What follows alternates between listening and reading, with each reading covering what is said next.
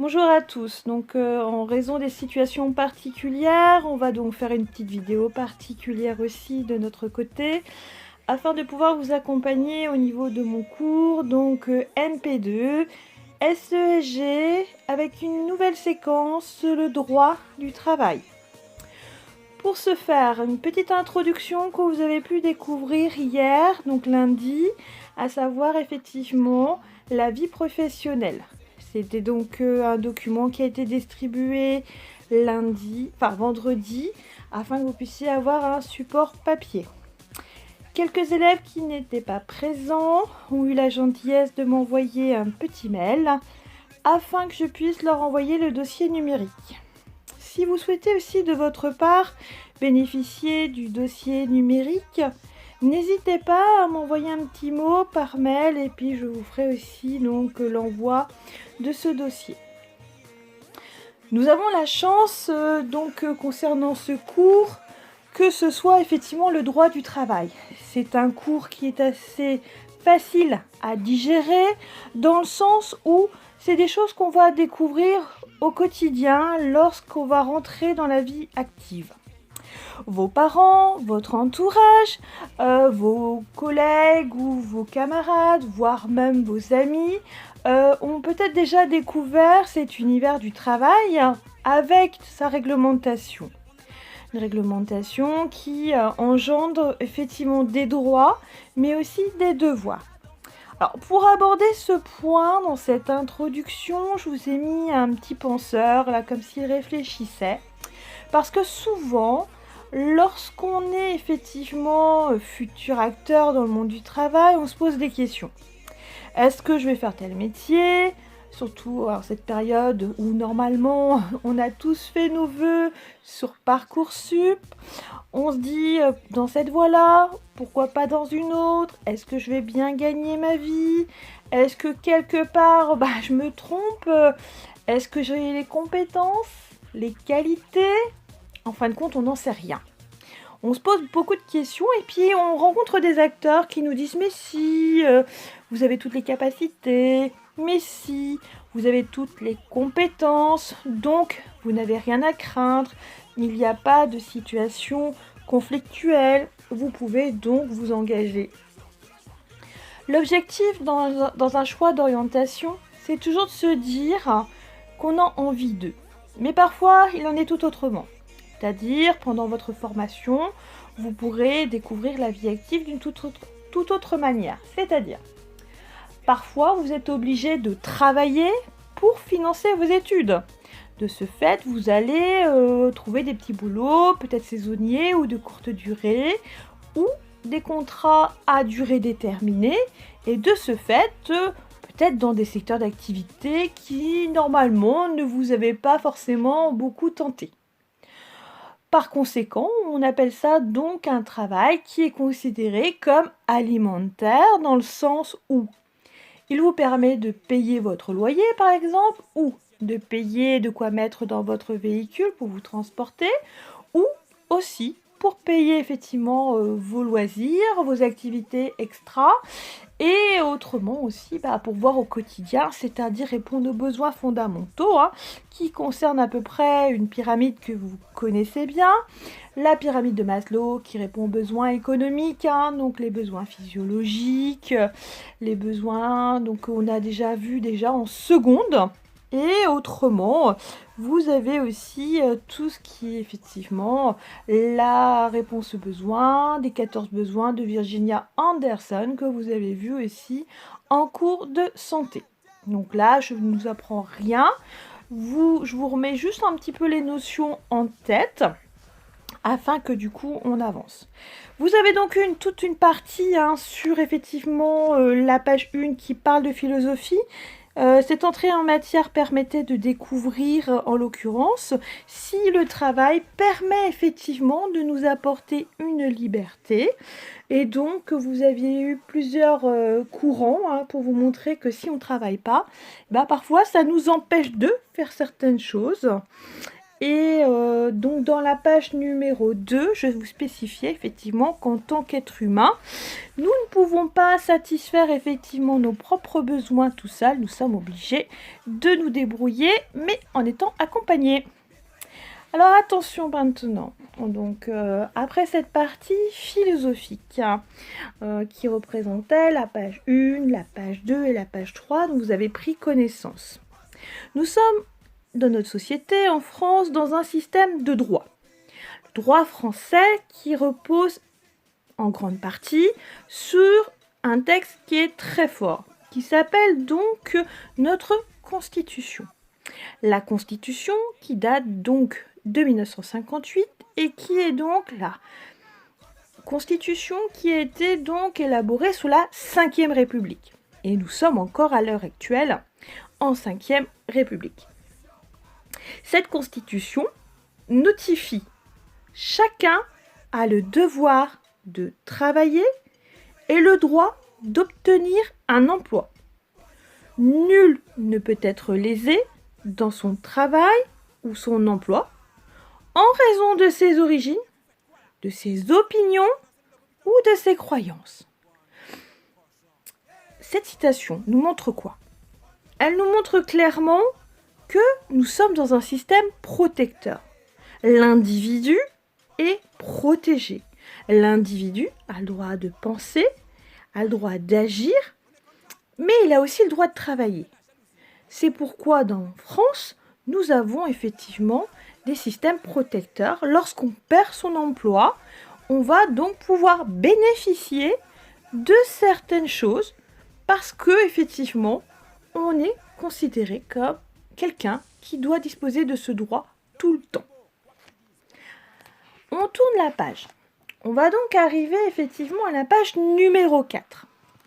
Dans cette page numéro 4, on reprend la Constitution comme je viens de vous la mentionner.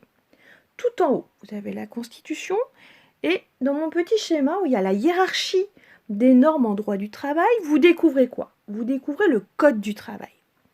Le Code du travail va rassembler quoi? Plein de lois, mais qui sont expliquées par rapport au contexte du travail. À l'intérieur, ça nous permet de savoir si on a le droit de faire certaines choses ou si on n'a pas le droit de faire certaines choses. Tout est codifié. Tout en dessous, vous avez autre chose, ce qu'on appelle une convention collective. Ça va reprendre un petit peu on va dire les grandes lignes de ce qu'on doit faire. Mais sachez que c'est compliqué. Il faut un petit peu aussi adapter par rapport à une situation et un contexte. De ce fait, un menuisier, par exemple, ne va pas forcément fonctionner de la même manière qu'un coiffeur, que va fonctionner de la même manière, on va dire, qu'un dentiste. Donc, la convention collective va travailler, va analyser la loi et va donc l'éclaircir pour chaque branche professionnelle. Comme ça, on saura effectivement quels sont les droits.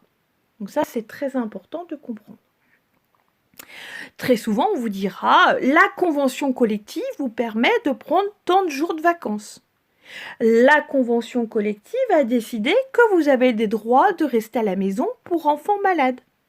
La convention collective a décidé qu'effectivement, vous n'avez pas le droit de faire telle et telle chose ou dans telle circonstance. Donc ça, c'est quelque chose dont vous pouvez disposer très régulièrement, soit par effectivement Internet, ou soit tout simplement en demandant à votre employeur, puisqu'il doit l'avoir à sa disposition et à votre disposition. Ce qui suit, c'est le contrat de travail. Le contrat de travail, c'est un petit peu ce que vous allez donc devoir signer. C'est ce qui va établir, en fin de compte, la relation avec l'employeur. Et l'employeur aussi va pouvoir établir le lien étroit qu'il aura avec vous, bien évidemment dans le cadre de la loi. Pour ce faire, vous deviez donc faire le point sur vos connaissances. Vous avez 7 questions donc à découvrir, donc la 1, la 2, la 3, la 4, la 5, la 6 et la 7. Je vous les nomme. De quelle manière le salarié peut-il apporter la preuve qu'il travaille bien pour une entreprise X? Faut-il préférer les contrats à durée déterminée ou indéterminée? Quelle est l'utilité du travail temporaire pour l'entreprise utilisatrice? Quelle est la durée maximale du travail au cours d'une même semaine? À quoi sert la période d'essai dans le contrat du travail? De quelle façon procède-t-on pour trouver un emploi rapidement? Et définissez les deux mots, salaire net et salaire brut. J'espère que vous avez bien compris et il me faut les envoyer. Alors, changement de posture. Nous allons donc, suite effectivement à ces petits questionnements, reprendre un petit peu les choses. Dans notre contexte français, il faut bien savoir qu'il y a eu des grandes avancées au niveau du droit. Tout n'a pas été gagné d'un claquement de doigts. Ça s'est fait petit à petit. Il faut bien savoir, si on reprend les grands principes de la loi, au départ, les femmes mariées, elles pouvaient percevoir un salaire. Alors attention, c'était en 1907, mais elles ne pouvaient pas décider de travailler si elles le souhaitaient. Il fallait qu'elles demandent l'autorisation, parce qu'on ne peut pas effectivement partir travailler sans autorisation du mari. En 1924, grande avancée, les femmes peuvent avoir le bac. Imaginez-vous maintenant, votre génération actuelle. On ne se pose pas ce genre de questions. Filles, gars, tout le monde est dans le même bateau, on avance sur le même chemin, il y a une mixité, un principe d'égalité, donc il n'y a pas de souci. Autrefois, il en était tout autrement. Il fallut attendre effectivement la libération. La libération, elle a commencé en 1944 pour que le droit de vote des femmes arrive effectivement sous le schéma juridique et passe effectivement en termes de droit. En 1946, c'était une constitution. 1946, c'était juste celle qui était avant 1958, donc ça datait de la 4e République. Il y a un principe d'égalité absolue entre hommes et femmes. La guerre a vraiment aussi rétabli les choses. Beaucoup de femmes travaillaient lorsque les maris étaient donc en guerre sur le front, et elles ont pris aussi de l'autorité et aussi travaillé à la place de l'homme, ce qui a été une bonne chose d'un point de vue économique pour la France. En 1965, le mari n'est plus le chef de famille, c'est-à-dire quoi?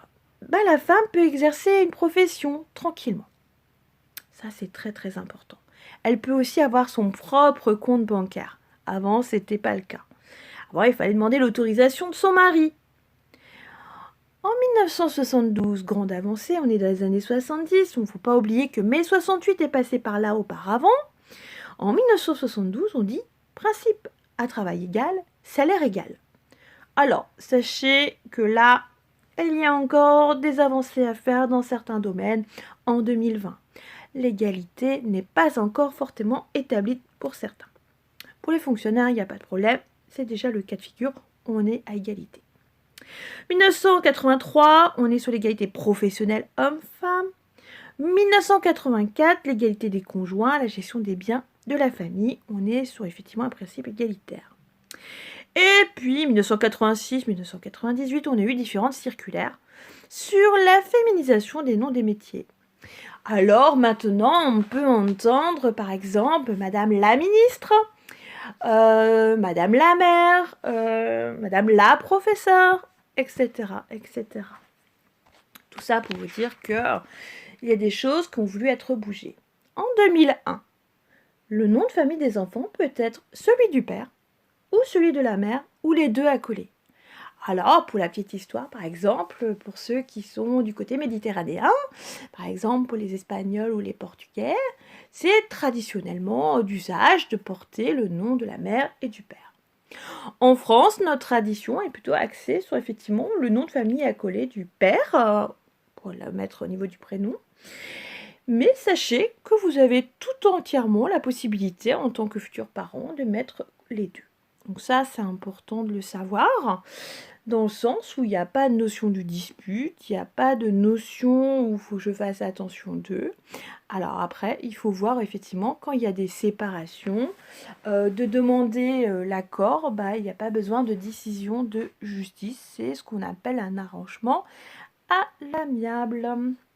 Donc ça, c'était pour la partie culture générale. Je pense que c'est quand même important aussi, avant d'aborder en grande profondeur ce qui constitue en fin de compte le droit du travail, de connaître aussi les bases fondamentales, les évolutions qui se sont faites d'un point de vue de l'histoire, qu'il y a des grands pas qui se sont faits, mais aussi des petites avancées, et que même à l'heure actuelle, on voit bien avec la notion de réforme de la retraite, que nous avons effectivement beaucoup d'échanges, beaucoup de débats, parfois des choses qui se discutent, des fois des gens qui se disputent, mais néanmoins, c'est la France, on a le droit de discuter. Donc voilà pour cette partie. Autre point, j'espère que je vais pas trop vite. Nous avons la notion effectivement de quiz. Ça, c'est quelque chose que je vous proposerai régulièrement dans mes séquences. Tout simplement pour vérifier que vous avez bien acquis.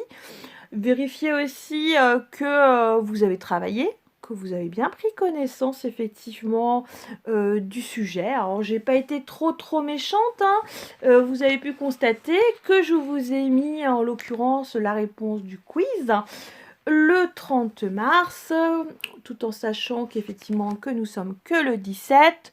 Donc vous voyez, on est complètement dans une dynamique tranquille. Ça vous laissera le temps d'écouter ma vidéo et de travailler bien évidemment les autres domaines, les autres matières. Donc ce petit quiz représente effectivement 4 questions. Un contrat de travail en bonne et due forme doit comprendre. Alors, 3 possibilités. L'âge de l'employé, le chiffre d'affaires de l'entreprise, le salaire de l'employeur. Après, moi, je ne sais pas. C'est peut-être 1, 2 ou 3 réponses. À vous de savoir.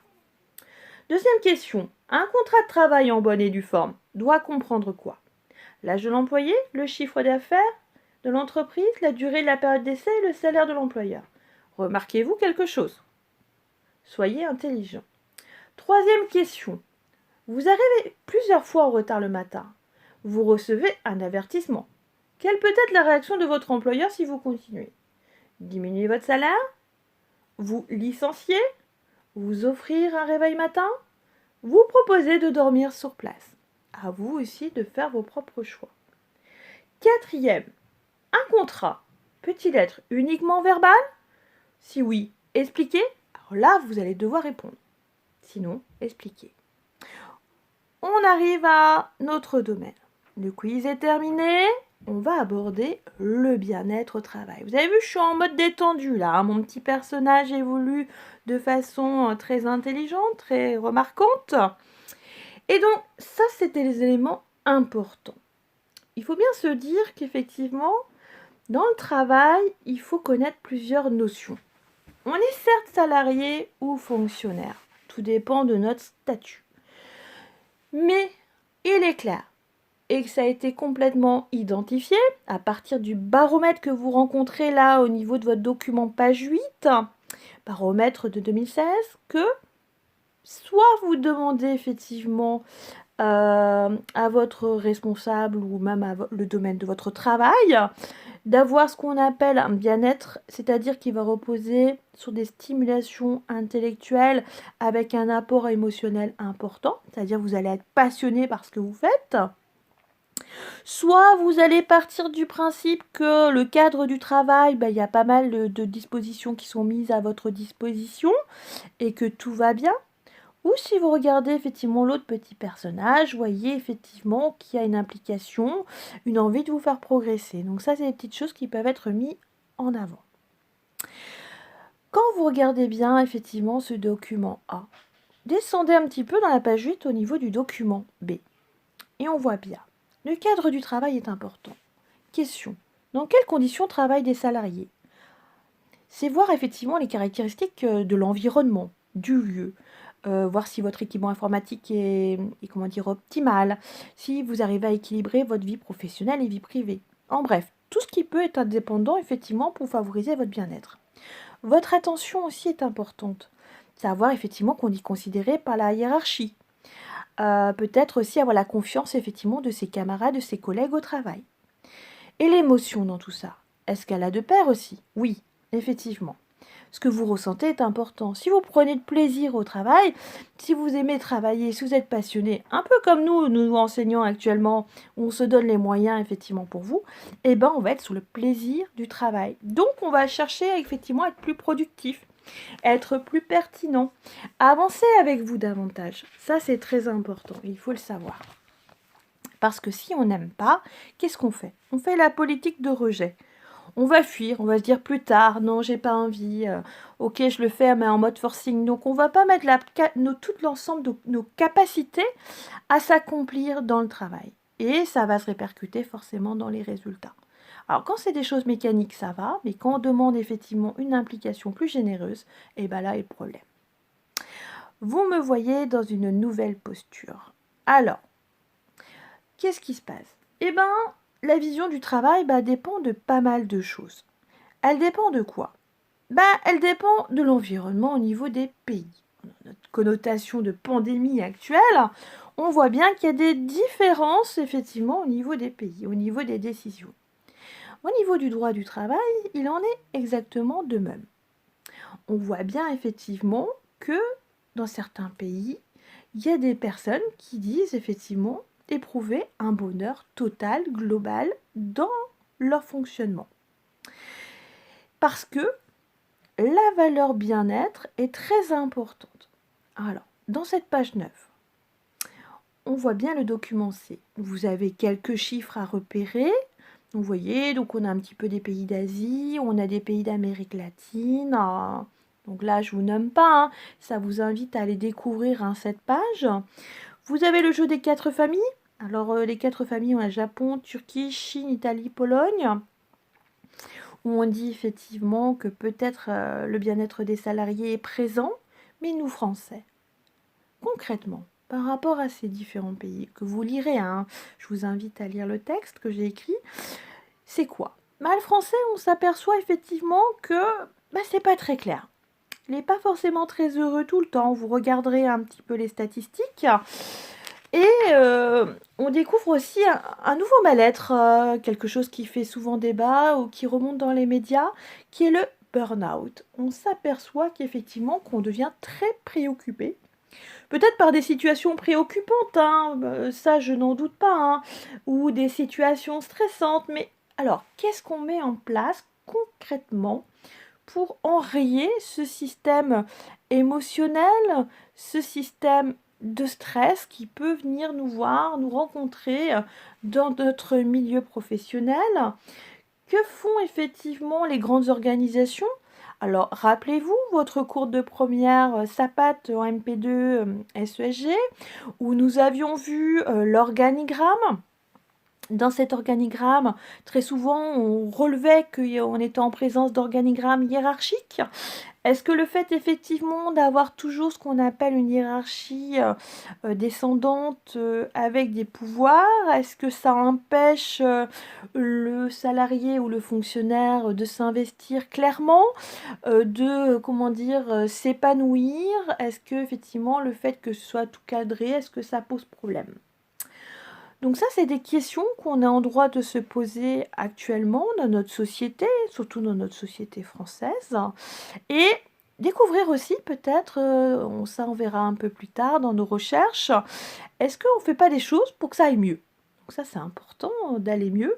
Alors on peut découvrir, par exemple, certaines situations, des salles de sport dans certaines entreprises, des sollicitations d'intervenants extérieurs, par exemple de type coach sportif, pour venir un peu stimuler l'équipe. On peut proposer des challenges, des voyages, des regroupements. On s'aperçoit que dans les très grandes entreprises, qu'il y a une réflexion là-dessus. Pas dans toutes les entreprises, j'en conçois, je ne suis pas dupe, mais il y a des avancées. Mais après, la question aussi, que propose-t-on dans les petites, moyennes entreprises? Que propose-t-on quand on travaille auprès d'indépendants? Donc ça, est-ce qu'il y a des choses qui sont mises en évidence? Est-ce qu'il y a des choses qui sont mises en valeur? Ça, c'est des choses qu'on peut effectivement réfléchir. Mais il est une évidence, c'est que de toutes les manières, le salarié ou le fonctionnaire ne doit pas perdre confiance en lui afin de pouvoir bien s'intégrer. Être bien dans sa peau aussi permet aussi d'être efficace et de pouvoir faire face effectivement parfois aux impondérables. Vous voyez, aujourd'hui, à l'heure actuelle, nous sommes dans les impondérables avec notre charmant virus qui nous contraint effectivement de travailler à distance ou parfois de ne pas pouvoir travailler physiquement parce qu'on est dans l'incapacité de, au vu de la conjoncture. Donc ça, c'est des réflexions effectivement qu'il faut peser très fortement. On en est quand même à la page numéro 10 dans notre avancée et dans cette petite vidéo.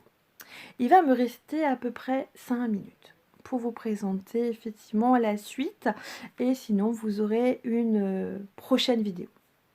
Nous sommes à 25 minutes effectivement du temps, donc j'essaye d'aller vite pour qu'on puisse être efficace et que ce ne soit pas une vidéo d'1 heure. Donc en page 10, hein, je vous demande quoi? Je vous demande tout simplement qu'à partir de vos connaissances et des documents que vous pouvez prendre et relever sur internet, je sais bien que vous ne pouvez pas aller dans les médiathèques ni dans les bibliothèques, répondre aux questions qui sont donc nommées suite donc effectivement à l'encadré. Je vous dis quoi? Je vous dis traiter les exercices 1 à 4 suivants. Je vous laisse du temps, je vous ai mis au 4 avril 2020. Alors pourquoi vous avoir laissé du temps? C'est tout simplement que dans le courant de la semaine, je vais un petit peu vous embêter avec les résultats du baccalauréat, c'est-à-dire l'épreuve MPA. Ce qui explique que du coup, notre cours de MP2 va être un petit peu éloigné. Et de ce fait, c'est pourquoi je vous demande de faire les exercices préparatoires demandés. Pour reprendre, donc toujours page 10. Exercice 1. Comment effectivement mesurer le bien-être au travail? Je vous demande de le montrer. Alors comment on montre quelque chose? Eh bien, vous allez me donner des indicateurs, effectivement. Comment on peut mesurer le bien-être au travail? Donc ça, c'est lié à votre recherche. Exercice 2. Préciser si la France est bien positionnée sur la pratique du bien-être au travail. Là-dessus, il va peut-être falloir aller chercher un petit peu des statistiques, des chiffres, me montrer les choses aussi. Mais tout en étant plus pertinent, plus précis. D'accord? Quand on veut être précis, rien que mieux que les chiffres. Vous pouvez même comparer par rapport à un autre pays qui est peut-être similaire au nôtre. Exercice 3. Nommer 3 pays qui défendent le bien-être au travail. Donc ça, c'est important. Il y en a peut-être 3 qui sont les moteurs, les nouveaux moteurs, la locomotive aussi, si vous souhaitez, qui peuvent permettre aussi aux autres pays d'avancer. Exercice 4. Nommer 3 autres pays où le bien-être au travail n'est pas une priorité absolue, c'est-à-dire tout le contraire de ce que vous voulez démontrer effectivement dans l'exercice numéro 3. C'est-à-dire l'antithèse, c'est-à-dire on s'en fiche du bien-être au travail. Les gens, ils sont là pour travailler. Voilà un petit peu mes recommandations du jour dans cette petite vidéo. Et nous reprendrons dans la prochaine vidéo. Vous avez vu, c'est un petit peu synthétique, mais néanmoins utile. Nous verrons effectivement la page numéro 12, où là, on verra les différents types de contrats de travail. Donc, ce qu'il ne faut pas faire. Pas d'inquiétude si vous n'avez pas compris effectivement la séquence que je viens de vous proposer. N'hésitez pas. C'est pas parce que j'ai mis mon masque que je suis en mode protection. C'est plutôt je suis en mode disposition avec vos questionnements. Vous m'envoyez un message et clairement je vous répondrai très rapidement. Alors là pour l'instant je me bats un peu avec les ordinateurs pour mes enfants puisque chacun veut un ordinateur pour travailler. Donc je ferai en sorte d'avoir aussi des temps aussi pour vous répondre. Voilà, donc je pense qu'on a déjà bien avancé au niveau de cette séquence-là. Moi, je vous souhaite plein de courage. N'hésitez pas à bien relire mes cours, à bien visionner cette vidéo, afin d'être en phase effectivement avec les attendus. Cette séquence est plutôt orientée effectivement post-bac. C'est des connaissances que vous devez maîtriser pour une orientation type BTS, type effectivement IUT, type effectivement fac. Tout dépend de vos choix et de vos orientations futures. Voilà pour aujourd'hui, il me reste pratiquement plus qu'une minute, donc le temps de vous dire effectivement que il est de mise que nous travaillons main dans la main. Nous avons une continuité pédagogique effectivement à vous assurer et à vous assumer. Nous allons donc travailler dans ce sens. Régulièrement, il y aura des petites choses qui vont être un petit peu modulées, de par effectivement vos réflexions et effectivement les attendus. Mais de toutes les manières, il y aura toujours une communication. Je sais que parfois Internet peut ramer. Je peux être compréhensif aussi, effectivement. Concernant des mises en place de classes virtuelles, je suis dans la réflexion. Je vous tiendrai au courant. Il y a Classroom, mais je ne sais pas si vous maîtrisez. Donc je préfère voir avec vous effectivement les outils que nous pouvons mettre en place pour pouvoir effectivement être en phase avec vous et surtout ne pas vous proposer des choses trop compliquées. Je vous dis à une prochaine, à très bientôt et bon courage à vous. Au revoir.